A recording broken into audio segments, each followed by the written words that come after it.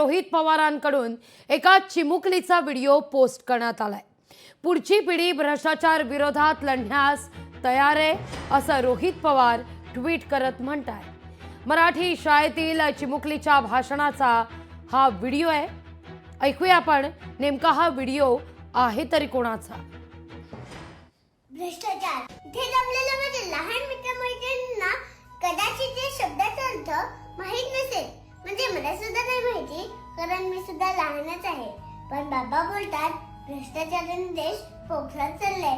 जेवढे इंग्रजांनी आपल्या देशाला नसेल लुटलं तेवढा या भ्रष्टाचारांनी लुटले। प्रत्येक शासनाच्या गोष्टीत गडबड, गोंधळ, भ्रष्टाचार, घोटा ह्यांचे घोटाळे करोड, 100 करोड, 1000 करोड, हजारो करोड घोटाळे करून एवढा पचून ढेकडी देत नाही म्हणे। जेवढी आपली लोकसंख्या आहे आणि जेवढी आपण सगळ्या गोष्टी टॅक्स भरतो, हे पाहून आपण जगातली महासत्ता कधीच बनायला हवं होतं। पण या घोटाळेबाजांमुळे आपल्या देशाचं अतोनात नुकसान होत चाललंय।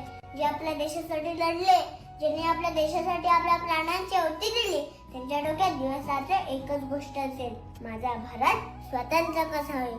आणि या घोटाळेबाजांच्या डोक्यात दिवस रात्र एकच गोष्ट असेल, आपल्या सदृढ भारताला लुटून कुपोषित कसं केलं जाईल। आणि हे सगळं ते आरामात करू शकतात, कारण त्यांना माहित आहे भारतातील भोळी भाबडी जनता गांधीजींचे 3 माकडांप्रमाणे आहे।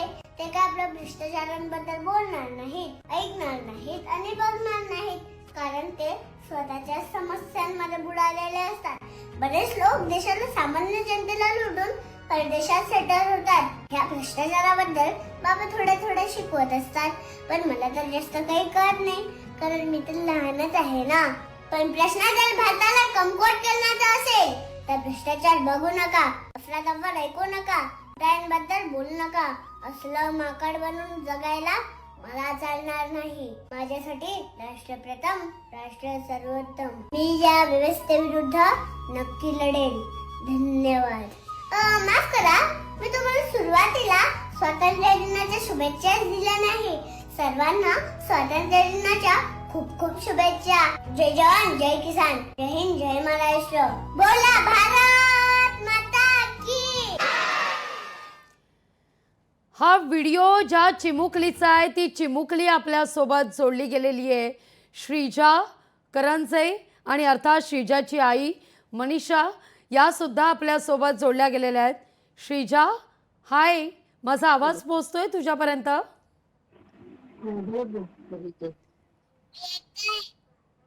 अरे वा, कसं वाटलं आज तुला हा तुझा व्हिडिओ मोठ्या टीव्हीवर बघून?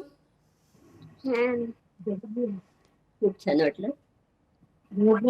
तुला माहितीये तुझा हा व्हिडिओ कोणी पोस्ट केलाय? नाही। रोहित पवार यांनी तुझा हा व्हिडिओ पोस्ट केलाय। रोहित पवार महाराष्ट्रातले एक मोठे राजकारणी आहेत। तू डोळे जसे विस्फारतेस ना, तसंच त्यांनाही तुझा व्हिडिओ पाहून ना ते देखील अवाक झाले की इतक्या लहान वयात तू इतकं मस्त भाषण पाठ केलेलं होतंस। आम्हाला बोलून दाखवशील थोड्याशा त्या 4 ओळी त्या भाषणातल्या? कुणी पाठ करून घेतलं, आईंनी की बाबांनी? पप्पांनी। अरे वा, बाबांनी बसून शिकवलं तुला हे सगळं भाषण? हो। मग अशी भीती नाही वाटली की आपण विसरलो तर काय होईल? नाही। तुला माहिती होतं आपलं छान पाठ आहे, मस्त? ओके, मग आम्हाला ऐकून दाखवशील त्याच्या 2-3 ओळी? मग आपण छान गप्पा मारूया यावर, प्लीज प्लीज। बोलतेस? हो।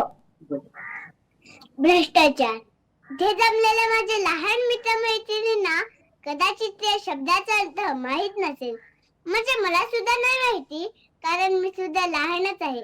पण बाबा बोलतात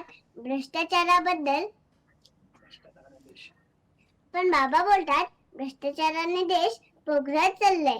जेवढे इंग्रजांनी आपल्या देशाचं नुकसान नसेल केलं, जेवढे इंग्रजांनी आपल्या देशाला नसेल लुटलं, तेवढे या भ्रष्टाचारांनी लुटले। प्रत्येक शासनाच्या गोष्टीत गडबड, गोंधळ, भ्रष्टाचार, घोटा ह्यांचे घोटाळे करोड, 100 करोड, हजार करोड, हजारो करोड. हे घोटाळेबाज घोटाळे करून एवढ्यापासून ढेकरही देत नाही म्हणे. आणि जेवढी आपली लोकसंख्या आहे आणि जेवढी आपण सगळ्या गोष्टी टॅक्स भरतो, हे पाहून आपण जगातली महासत्ता कधीच बनायला हवं होतं. पण या घोटाळेबाजांमुळे आपल्या देशाचं तोनात नुकसान होत चाललंय. जे आपल्या देशासाठी लढले, ज्यांनी आपल्या देशासाठी आपल्या प्राणाची आहुती दिली, त्यांच्या डोक्यात दिवसाचं एकच गोष्ट असेल, माझा भारत स्वतंत्र कसा होईल. आणि या घोटाळेबाजांच्या डोक्यात दिवसाचं एकच गोष्ट असेल, आपल्या सदृढ भारताला लुटून कुपोषित कसं केलं जाईल. आणि हे सगळं ते आरामात करू शकतात, कारण त्यांना माहित आहे भारतातील भोळीबापडी जनता गांधीजींच्या 3 माकडांप्रमाणे आहे. ते काय आपल्या भ्रष्टाचारांबद्दल बोलणार नाहीत, ऐकणार नाहीत आणि बघणार नाहीत, कारण ते स्वतःच्या समस्यांमध्ये बुडालेले असतात. बरेच लोक देशाला सामान्य जनतेला लुटून परदेशात सेटल होतात.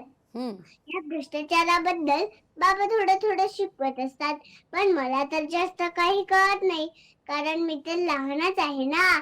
पण प्रश्न जर भारताला कमकुवत करण्याचा असेल तर भ्रष्टाचार बघू नका, अफरातफर ऐकू नका, घोटाळ्यांबद्दल बोलू नका. असलं माकड बनून जगायला मला चालणार नाही. मला राष्ट्रप्रथम, राष्ट्र सर्वोत्तम. मी या व्यवस्थेविरुद्ध नक्की लढेल. धन्यवाद. अरे वा माफ करा, श्रीजा, मी तुम्हाला सुरुवातीला स्वातंत्र्य दिनाच्या शुभेच्छा दिल्या नाही. सर्वांना स्वातंत्र्य दिनाच्या खूप खूप शुभेच्छा. जय हिंद, जय महाराष्ट्र, जय जवान, जय किसान. बोला भारत माता की जय. अरे वा. तुला तुला माहिती आहे भ्रष्टाचाराचा अर्थ काय आहे श्रीजा? आईबाबांनी हे भाषण पाठ करताना तुला सांगितलेलं हो, काय भ्रष्टाचार म्हणजे काय? म्हणजे सरकार आपल्याला जे काही देतात, जेवढे पैसे देतात तेवढं मध्येच कोणतरी खाऊन टाकतं. अच्छा, मग तुला त्याची चीड आहे. तसा महाराष्ट्र, तसा भारत तुला नकोय. नकोय ना? तू तुझ्या मैत्रिणींना पण सांगतेस माझ्या असं? पप्पांना याचा खूप राग येतो आणि माझ्या पप्पांनाच नाही, सर्वांना राग आला पाहिजे. अरे वा, खरंय. केवळ तुझ्या बाबांनाच नाही तर सगळ्यांना राग आला पाहिजे. मनीषाताई, तुमचं सुद्धा स्वागत आहे लोकशाही मराठीमध्ये. आणि सुरुवातीला खरं तर खूप कौतुक. इतक्या लहान वयात तुम्ही तुमच्या बाळाला जसं काही वाढवताय हे फार गरजेचं आहे, कारण ही मुलं उद्या भारताचं भविष्य आहेत, महाराष्ट्राचं भविष्य आहेत. आणि खऱ्या अर्थानं ही महाराष्ट्राची आणि भारताची इन्व्हेस्टमेंट आहे, कारण ही मुलं आज जे बघणार आहेत, ऐकणार आहेत, वाचणार आहेत, उद्या भारत, महाराष्ट्र तसाच होणार आहे. अगदी अगदी बरोबर. अगदी. या सगळ्या गोष्टी तिला सांगत असताना काय नेमका विचार होता? का हाच विषय निवडावासा वाटला तुम्हाला श्रीजाच्या बाबतीत? म्हणजे हे सगळं तिच्या बाबांनी खरंच त्या सगळं क्रेडिट मी नेहमीच म्हणते, ते जे काही करून घेतात, बाकीच्या गोष्टी मी सांभाळते, पण हे जे काही शिकवणं असतं, तिला सगळ्या गोष्टी अजून जास्त चांगल्या प्रकारे समजावून सांगणं असतं, याचं सगळं क्रेडिट तिच्या बाबांना जातं. कारण की ते तिला समाजात सध्या काय परिस्थिती आहे, कोण काय करतं, कोण कसं वागतं, आपण कसं वागलं पाहिजे, आपलं समाजाच्या प्रती काय देणं लागतं, या सगळ्या गोष्टी ते तिला नेहमीच समजावून सांगत असतात. आणि त्याच उद्देशाने त्यांनी 15 ऑगस्टच एक संधी साधून हे तिच्याकडून तयार करून घेतलं होतं की आपल्याकडून काहीतरी छान असं जाऊ दे, श्रीजा मार्फत आपण तो संदेश पोहोचवू. अगदी. श्रीजाचे वडील असतील तर मला आवडेल त्यांच्याशी संवाद साधायला. नक्की नक्की येतात ते. अगदी. मनीषाताई, खरं तर श्रीजाच्या वडिलांबरोबर आपण संवाद तर साधूया, तुमच्या तिघांबरोबर खरं तर संवाद साधूया. तोवर तुमच्याशी बोलते. श्रीजाचे आजवरचे जे काही व्हिडिओ आम्ही पाहिले, ते व्हिडिओ हे ज्वलंत प्रश्नांवर भाष्य करणारे होते. मग मैं मेरी झाशी नहीं दूंगी तो एक मुद्दा असू दे, स्वच्छतेचा मुद्दा असू दे, किंवा सगळ्यात महत्त्वाचं म्हणजे मराठी माध्यमात शिकण्याचा मुद्दा असू दे, असे अनेक विषय तुम्ही पालक म्हणून श्रीजाकडून हाताळून घेतलेले आहेत. तर ही सगळी कल्पना कशी काय सुचते? कारण हे विषय आजच्या महाराष्ट्राला घडवणारे आहेत, आजचा महाराष्ट्र हे बदलणार आहेत, उद्याचं भविष्य हे घडवणार आहेत? कारण हे विषय तिच्याच बाबाच्या सुपीक डोक्यातून बाहेर येत असतात आणि त्यांना म्हणजे त्यांचं नेहमी असतं की श्रीजाने देशासाठी काहीतरी केलं पाहिजे, देशासाठी सर्व्ह केलं पाहिजे आणि मग त्यांना हे असं सुचत असतं. मग त्यांना असं वाटतं हे आपण त्याचं इन्व्हॉल्वमेंट असण्यापेक्षा श्रीजाची इन्व्हॉल्वमेंट जास्त असावी आणि त्या दृष्टिकोनातूनच ते करून घेत असतात तिच्याकडून. अगदी. श्रीजाचे बाबा जॉईन होतील आपल्यासोबत? हो, हो, हो. नमस्कार. नमस्कार. स्वागत आहे नमस्कार. तुमचं लोकशाही मराठीमध्ये आणि खूप खूप अभिनंदन. इतकं सुंदर भाषण तुम्ही तुमच्या लेकीला लिहून दिलेत आणि तिने तितकंच सुंदर सादर केलंय. आता जेव्हा श्रीजाशी बोलत होते तेव्हा तिने सांगितलं की माझ्या बाबांना भयंकर चीड आहे या भ्रष्टाचाराची वगैरे. जनरली असं म्हटलं जातं जे मनात आग आहे ती कागदावर उतरत असते. तुमच्या बरोबर. बाबतीत बऱ्याचदा असं घडताना दिसतं. मग ती व्हिडिओच्या माध्यमातून उतरते, ती सोशल मीडियावर तर दाद मिळवतेच, पण सगळ्यात महत्त्वाचं कागदावर त्या आलेल्या रेघोट्या या बरंच काही जादू करून जाता. हा व्हिडिओसुद्धा त्याचीच प्रचिती देणारा. धन्यवाद. कसं सुचलं हे मुळात? कुठेतरी काहीतरी घडलं असेल तेव्हा वाटलं की श्रीजाकडून हा आपण व्हिडिओ करून घ्यावा. ऍक्च्युली मी रोज न्यूजपेपर वाचतो. तर न्यूजपेपरमध्ये नेहमी येत असतं की आता हा घोटाळा झालाय, आता तो घोटाळा चाललाय. प्रत्येक गोष्टीत घोटाळ्यांचं प्रमाण वाढलंय. तर तो मुद्दा माझ्या लक्षात होता की आपला जर भारत देशाला पुढे न्यायचं असेल तर ह्या घोटाळेबाजांना कंट्रोल करणं खूप गरजेचं आहे. अगदी. अनेक विषय आहेत. मगाशी सुद्धा मी म्हणत होते की मग तो स्वच्छ भारतचा मुद्दा असू दे किंवा मराठी माध्यमाच्या शाळेत शिकण्याचा मुद्दा असू दे, असे अनेक विषय तुम्ही श्रीजाकडून हाताळून घेतलेले आहेत. हा तर व्हिडिओ, आजचा व्हिडिओ थेट रोहित पवार यांनी ट्विट केला आहे. आपण रोहित पवार यांच्याशी संपर्क साधण्याचा सतत प्रयत्न करतोय. रोहित पवार पक्षाच्या एका मीटिंगमध्ये आहेत. जर शक्य असेल तर थेट आपण संवादसुद्धा साधणार आहोत रोहित पवार यांच्याशी. पण रोहित पवार यांनी थेट तुमचा व्हिडिओ ट्विट करणं आणि पुढची पिढीसुद्धा किती सतर्क आहे या सगळ्या मुद्द्यावर, किती सजग आहे याविषयी बोलणं, ही खूप मोठी पोचपावती आहे. बरोबर. तुम्हाला कधी कळलं या सगळ्याविषयी की रोहित पवारांनी थेट हा व्हिडिओ ट्विट केलाय? हो, मला खूप भारी वाटला. रोहित पवारांना मी बघत असतो, त्यांची भाषणं ऐकत असतो मी. जेव्हा मला कळलं की रोहित पवार सरांनी हा व्हिडिओ ट्विट केलाय, शेअर केलाय, मला खूप भारी वाटलं. अगदी. शाळेत श्रीजाचं खूप कौतुक झालं असेल यानंतर. काय हो, हो. शिक्षकांची पहिली प्रतिक्रिया होती?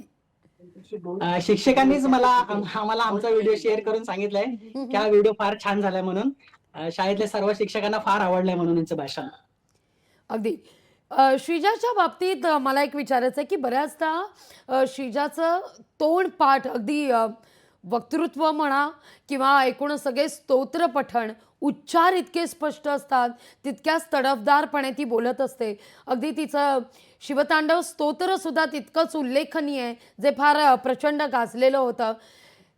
हे मुळातच आहे की थोडीशी मेहनत पालकांकडून केली जाते? तिचं मुळातच आहे. पण माझं वाचन दांडगं आहे आणि मी न्यूजपेपर वगैरे वाचत असतो रोज. त्याच्यामुळे वाचनाच्या ओघाने शब्दसंपत्ती वाढत जाते. आणि शाळेत असताना मी वक्तृत्व स्पर्धेत होतो. तर मी म्हटलं की आपल्या मुलातर्फे म्हणजे मला असं वाटतं की श्रीजाला खूप लोक बघत असतात. ती जे बोलते तिचं ऐकत असतात. तर मी असे विषय तिच्याकडून करून घेतो, जेणेकरून काय होतं की बरीच लोक त्याला सकारात्मक प्रतिसाद देतात. अगदी. श्रीजा, आता हा व्हिडिओ तर खूप तुफान, नेहमीप्रमाणे हाही व्हिडिओ गाजला, पण सगळ्यात महत्त्वाचं म्हणजे हा व्हिडिओ थेट रोहित पवार यांनी ट्विट केल्यामुळे एक वेगळीच कौतुकाची थाप तुला मिळालेली आहे. तुझं कौतुक होत आहे. बाळा, आता तुझी जबाबदारी वाढलेली आहे. एवढ्या लहान वयात खरं तर असे विषय तू हाताळतेस, तू या सगळ्याविषयी बोलतेस. काय वाटतं तुला जेव्हा तू एक लहान म्हणून या सगळ्याविषयी भाष्य करतेस? आजचा महाराष्ट्र जेव्हा तू बघतेस, आसपास बघतेस, तेव्हा काय वाटतं तुला? नेमकं काय वाटतं? तू टीव्ही बघतेस, बातम्या वाचतेस? बातम्या नाही वाचत मी. बाबा सांगत असतात ना. मग बाबा सांगत असतात. काय सांगतात बाबा? आपल्या आसपासचा परिसर स्वच्छ ठेवायचा, खरं बोलायचं, शहाण्यासारखं वागायचं, दुसऱ्याला मदत करायची आणि काय काय? एवढंच सांगतात. आपला कचरा आपण उचलायचा. ठीक आहे? आता शाळेत तुझ्या मैत्रिणींची काय रिॲक्शन होती हा व्हिडिओ समोर आल्यानंतर? तू इतकं छान भाषण केल्यावर काय म्हणाल्या मैत्रिणी? काय नाही. कौतुक नाही केलं? मैत्रिणी माझ्यासोबत खेळतच असतात. अरे बापरे, का ग? मैत्रिणींना माझी ती बॉटल आवडली ना. अच्छा, तू हे भाषण किती दिवसात पाठ केलंस? 10 दिवस. 10. 10 दिवसात. रोज थोड्या थोड्या गोष्टी समजून घेतल्यास? हो हो. अगदी. तुमच्या तिघांचे सुद्धा खूप खूप आभार. खरं तर फार मोठी जबाबदारी आता या व्हिडिओच्या माध्यमातून. खरं तर सोशल मीडिया असू दे किंवा मोबाईल, हे दुधारी शस्त्र आहे. तुम्ही जसं वापराल तसा त्याचा उपयोग होत असतो. अगदी शेवटचा प्रश्न विचारते तुम्हाला एक पालक म्हणून. उद्याचा भारत घडवताना, उद्याचा महाराष्ट्र घडवत असताना आज मोबाईल मुलांच्या हातात सहज येत आहेत, पण काय बघायचं, कसं बघायचं आणि ते रोजच्या जगण्यात कसं वापरायचं हे कुठेतरी रुजवणं ही फार महत्त्वाची एक पालक म्हणून जबाबदारी आहे. ती जबाबदारी तुम्ही कशी पेलवताय आणि इतरांना काय सांगाल अगदी थोडक्यात? सर्वात आधी तर आपल्या मुलांना आपण वेळ दिला पाहिजे. ते आपल्याकडे बघूनच मोठे होत असतात. जर आपल्या हातात मोबाईल बघत बसले तर त्यांना कळेल की आपल्याला पण मोबाईल वापरायचा. जर आपल्या हातात पुस्तक असेल, न्यूजपेपर असेल किंवा आपल्या हातात खेळणे असतील, आपण कुठेतरी त्यांना घेऊन फिरायला एक संध्याकाळची राईड मारतोय, तर अशा गोष्टी जर त्या आपल्याला बघत बघत मोठे होत असतील तर त्यांचा मोबाईल आपल्याला टाळता येऊ शकतो. जर आपणच घरात येऊन मोबाईल बघत बसलो तर त्यांना वाटतं की मोबाईल हेच जीवन आहे. कारण की ते आपल्याला फॉलो करत असतात, आपण खरंय. त्यांचा आयडियल असतो. तर त्यांना वाटतं की हो, मोबाईल हेच जीवन आहे आणि हे असंच जगलं पाहिजे. आणि एकदा त्यांना ऍडिक्ट झालं मग त्यांचं ऍडिक्शन सोडवता सोडवता नाकी नऊ येतात मग. आणि याच संदर्भात आम्ही आताच रिसेंटली एक व्हिडिओ टाकलेला आहे आणि त्याच्यावर पुढचा भाग लवकरच येणार आहे की त्याच्यासाठी आपण, कारण की बरेच कमेंट्स असे आले की हे तर तुम्ही दाखवलं, पण याच्यावरही काय तुम्ही उपाय करू शकता तेही आमच्याकडे लवकरात लवकर पोहोचवा. म्हणजे आम्हालाही सांगा की मुलांचा मोबाईल कसा सोडू शकतो. तर त्याचा व्हिडिओही आम्ही लवकरच घेऊन येणार आहोत. अगदी. तुमच्या तिघांचे सुद्धा खूप खूप आभार. आणि श्रीजा, खूप धन्यवाद आमच्याशी तू संवाद साधलात त्याबद्दल. तुला पुढच्या वाटचालीकरता खूप खूप शुभेच्छा बाळा. थँक्यू धन्यवाद. Thank you so much. लोकशाही मराठी ऐका, पहा, जागरूक रहा.